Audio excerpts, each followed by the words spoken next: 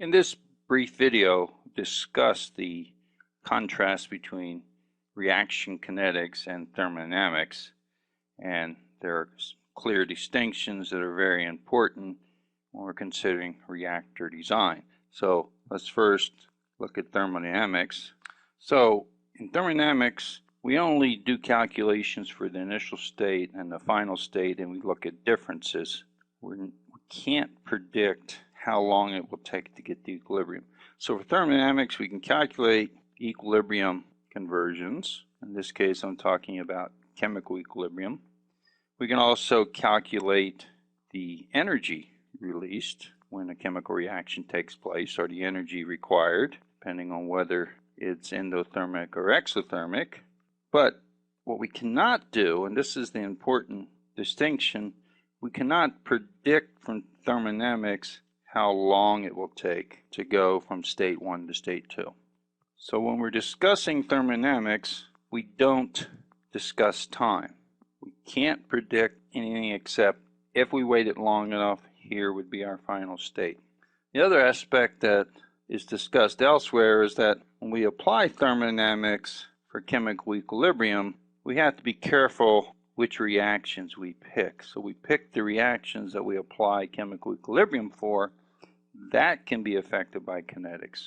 That's the brief aspect of thermodynamics that relates to kinetics. So kinetics, we are interested in time. This is the main aspect of reaction kinetics and reactor design. We're interested in the time to reach a certain conversion.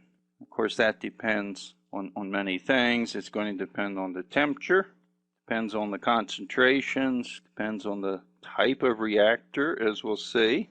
It also depends on which catalyst we use and how much catalyst we have in the system. Depends on inerts that may be present. And it will certainly depend on how close we are to equilibrium. So kinetics predicts how fast we get to equilibrium, because we're always aiming towards equilibrium. Important aspect, we need measurements in the lab. We don't have very good abilities yet to predict how fast the reaction is going to be.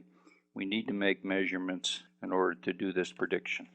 Then if we're doing reactor design, the way thermodynamics influences this is the first two things, the most important things we want to do. The first calculations, if we're going to do a reactor design problem, is what is the equilibrium conversion?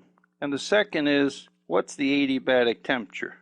Most reactions carried out on a large scale are exothermic.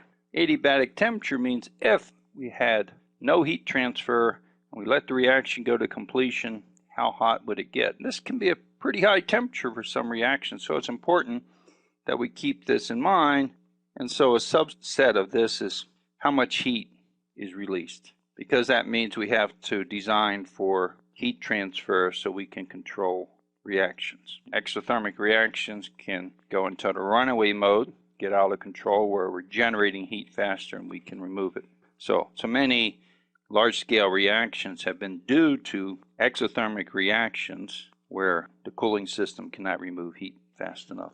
So these two calculations are the important first calculations. These are thermodynamic calculations that affect kinetics and reactor design.